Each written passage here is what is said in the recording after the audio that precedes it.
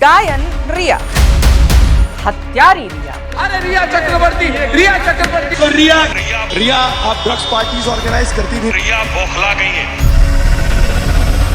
नशेड़ी रिया। रिया चक्रवर्ती वो औरत जिसने औरत होने के कारण पब्लिक ट्रायल झेला, वो औरत जिसे गिद्ध मीडिया ने नोच डाला, वो औरत जिसे अपने पार्टनर की मौत पर रोने तक का मौका नहीं मिला, वो औरत जिसने प्रेमिका होने की सजा काटी। रिया चक्रवर्ती वो औरत है जिससे पूरे भारतीय समाज को माफी मांगने की जरूरत है। सीबीआई ने रिया चक्रवर्ती को क्लीन चिट दे दी है, यानी कि सुशांत की मौत में रिया का हाथ नहीं था, सीबीआई ने कह दिया है।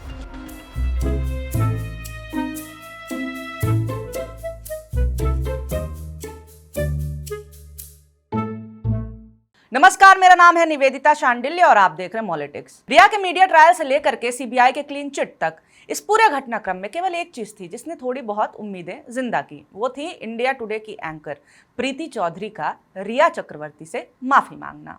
Riya, I am in the news and I think as a collective of what I represent, we do owe you an apology. या फिर कहें कि सबसे बड़ा केस है। ऐसे केस का मीडिया की प्रायोरिटी होना लाजमी है और गलत भी नहीं है। तो फिर गलत है क्या?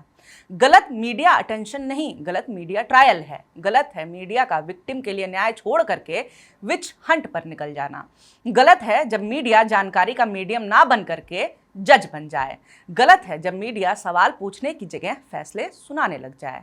ये सब कुछ शुरू हुआ 14 जून 2020 को, वो दिन जिसने बॉलीवुड के साथ साथ पूरे देश को झकझोर दिया, वो दिन जिसके बाद भारतीय मीडिया के पतन की सीमा दिखी। 14 जून 2020 की दोपहर मुंबई के बांद्रा में एक खामोश सी इमारत के दरवाजे पर अचानक से हलचल मच गई। अंदर से खबर आई कि सुशांत सिंह राजपूत अब इस दुनिया में नहीं रहे। वो चेहरा जिसने करोड़ों दिलों में काइपोचे, एमएस धोनी और छिछोरे जैसी फिल्मों से उम्मीद जगाई थी, वो अब सिर्फ एक तस्वीर बन चुका था। उनकी मौत ने पूरे देश को हिला दिया। हर कोई एक ही सवाल पूछ रहा था, क्या सच में ये आत्महत्या थी या फिर इसके पीछे कुछ और कहानी थी? इतने तो खुश दिखते थे सुशांत, हीरो थे, पैसा था, प्रॉपर्टी थी, प्रेमिका थी, परिवार था, ऐसे कैसे कोई खुद को खत्म कर लेगा? सुशांत दुनिया से जा चुके थे, उनके पीछे रह गई थी उनकी लिव इन पार्टनर रिया चक्रवर्ती। भारतीय समाज जहां लड़कियों का अपनी मर्जी से विवाह करना तक अपराध है, वहां रिया चक्रवर्ती अपने पार्टनर के साथ बिना शादी के रह रही थी। बस इतना कारण काफी था रिया को विलेन बनाने का, अपराधी बताने का। अरे जो लड़की बिना शादी लड़के के साथ रह सकती है, वो हत्या भी तो कर सकती है। एक लड़की लड़के के साथ उसके पैसे हड़पने के लिए ही रह सकती है। गोल्ड डिगर होगी तभी तो रह रही थी।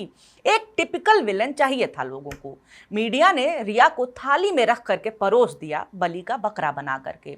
आखिर मीडिया भी तो इसी भारतीय समाज का ही है ना, इसी पितृसत्तात्मक समाज के लोग हैं ना मीडिया में भी, जो चाव से औरतों का कैरेक्टर असैसिनेशन करते हैं, चरित्र हनन करते हैं। मीडिया भी तो पितृसत्तात्मक ही है ना जी। फिर क्या था, रिया बन गई सबसे बड़ी खलनायिका, सदी की खलनायिका। टीवी चैनलों ने सुशांत की मौत को सनसनीखेज बना दिया। स्क्रीन पर अचानक रिया का नाम छा गया। Girlfriend, villain, gold digger, drug mafia की कड़ी। हर दिन कोई नया टैग, कोई नई कहानी। सुशांत सिंह राजपूत की मौत के बाद पूरे देश को एक ही चीज चाहिए थी, जस्टिस फॉर सुशांत। लेकिन असल में जो मिला वो था TRP for channels.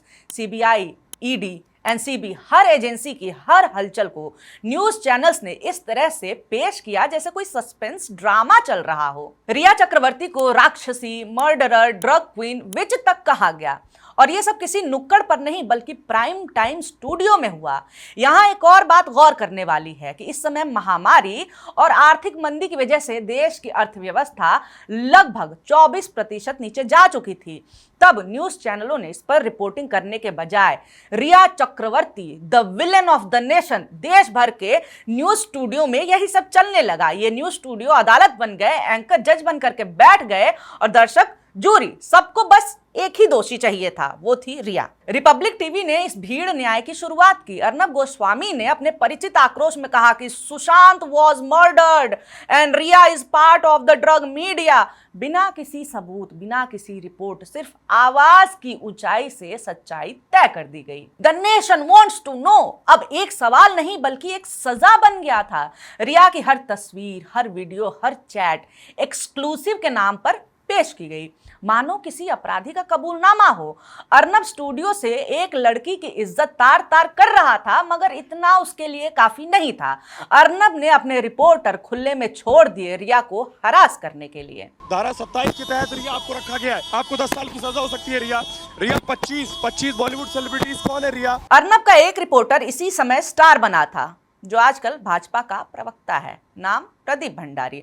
Pradeep Bhandari ने इतनी उछल कूद मचाई रिया के घर के आगे कि लोगों ने इसका नाम ही बंदरडारी रख दिया। मेरे साथ आशुतोष भी जुड़ रहे हैं। आशुतोष, बड़ा डेवलपमेंट क्या है? बड़ा डेवलपमेंट आशुतोष ये है कि 302 का केस दर्ज होगा, मतलब मर्डर का केस दर्ज होगा। टाइम्स नाउ भी पीछे नहीं रहा। नविका कुमार और राहुल शिवशंकर ने अपनी 26 दिनों की जांच का ढोल पीटा। उन्होंने बताया कि चैनल ने 45 ड्रग चैट एक्सपोजेस किए हैं, 36 स्टिंग ऑपरेशन और 2000 घंटे की रिपोर्टिंग की है, मगर इन हजारों घंटों में कहीं कोई सच्चाई नहीं। बस वही दोहराव कि रिया ने सुशांत को ड्रग दिया था, जैसे कि रिया ही सब कुछ कंट्रोल कर रही थी। व्हाट्सएप चैट्स को ऐसे पेश किया गया जैसे कि वो कोर्ट की चार्जशीट हो, जबकि वो सिर्फ अधूरी बातें थीं जिन्हें संदर्भ से काट करके ब्रेकिंग बना दिया गया था। ड्रामे की इंतहा तो देखिए, एक शो के दौरान नविका भागी भागी आती हैं एक बैग लेकर के, बस्ता। चलता हुआ शो रुकवा देती हैं, क्यों? क्योंकि उनके पास बस्ता भर के सबूत था। अरे ये कोई उपमा अलंकार नहीं है। जो बैग लाई थी ना नविका, उसमें भर भर के सबूत थे, ये वही कहती हैं। We've got some big stuff coming in. Yes. I've got a bag full of documents that we need to glean. बस्ता भर सबूत। कौन सा सबूत है जो सीबीआई के पास नहीं था? और इतना जबरदस्त सबूत था तो दे देती जांच एजेंसी को, लेकिन नहीं, शो में नौटंकी करेंगे, फिर ट्वीट करेंगे। यही है नविका का सच। अब आप बताइए, क्या ये महिला माफी मांगेगी? उस समय तो ये रिया का खून मांग रही थी, उसमें शर्म नहीं आई थी, लेकिन माफी मांगने में शर्म आ रही होगी। आज तक और इंडिया टुडे ग्रुप ने शुरुआत में थोड़ा सा संयम दिखाया था, लेकिन जब देखा कि रिपब्लिक और टाइम्स नाउ आगे निकल गए हैं टीआरपी में, तो उन्होंने भी देर नहीं की, मैदान में उतर गए। एक्सक्लूसिव इंटरव्यू विद रिया चक्रवर्ती को टीआरपी का हथियार बना दिया गया। इंटरव्यू को ऐसे पेश किया गया जैसे कोई फाइनल कन्फेशन हो। इन सब के बीच असली अफवाहें चैनलों के सोर्सेस से निकलने लगी। कभी कहा गया कि रिया ब्लैक मैजिक करती है, कभी कहा गया कि सुशांत के पैसों पर कब्जा कर लिया था, कभी कहा कि उसने जहर दिया था।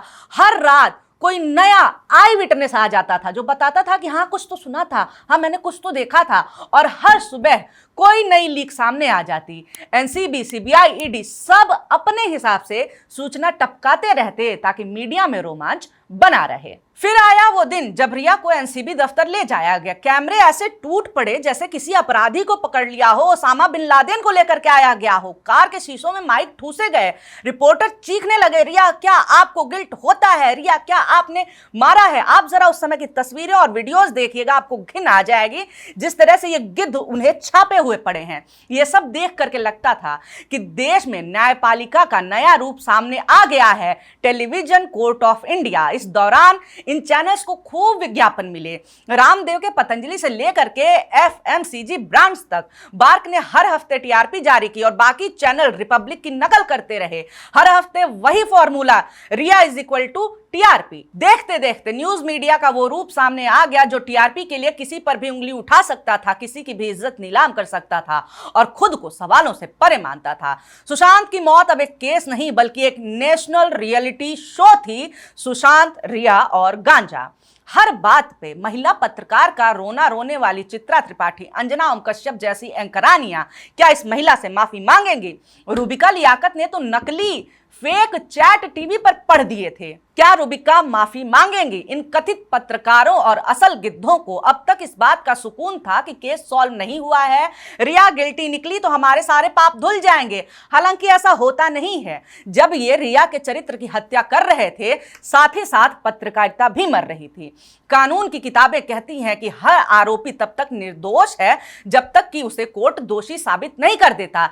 लेकिन उस वक्त सोशल मीडिया और न्यूज चैनलों ने एक नया संविधान बना लिया था। क्लिप्स काट करके चलाए गए, चैट्स लीक हुई, रिया के हर आंसू को ड्रामा कहा गया, उसकी हर खामोशी को कबूलनामे की तरह दिखाया गया। वो पुलिस से पहले, कोर्ट से पहले, मीडिया की अदालत में गुनहगार ठहरा दी गई। साल 2025 में 5 साल की जांच के बाद अब सीबीआई ने क्लोजर रिपोर्ट दाखिल की है। रिपोर्ट में कहा गया है कि सुशांत की मौत आत्महत्या है। ऐसा कोई सबूत नहीं मिला है जिससे यह साबित हो कि रिया या फिर किसी और ने उन्हें आत्महत्या के लिए उकसाया, धमकाया या उनके पैसों का गलत इस्तेमाल किया। रिपोर्ट में यह भी लिखा गया है कि रिया और शोविक, उनके भाई, 8 जून को सुशांत का घर छोड़ करके चले गए थे और 14 जून तक वापस नहीं आए थे। इस दौरान सुशांत ने केवल 10 जून को शोविक से व्हाट्सएप पर बात की थी। रिया से कोई संपर्क नहीं हुआ था। सीबीआई के मुताबिक सुशांत की बहन मीतू सिंह 8 से 12 जून तक उनके साथ थी और मैनेजर श्रुति मोदी फरवरी से ही उनसे नहीं मिली थी। नतीजा निकला कि किसी भी आरोपी के खिलाफ कोई भी ऐसा सबूत नहीं मिला है जिससे लगे कि उन्होंने सुशांत को आत्महत्या के लिए उकसाया था। रिया का चरित्र हनन करने वाली मीडिया ने अपना चरित्र असल में उजागर किया। क्या इन लोगों को सामूहिक माफी नहीं मांगनी चाहिए? क्या इन सब के सब गिद्धों की जिम्मेदारी तय नहीं होनी चाहिए?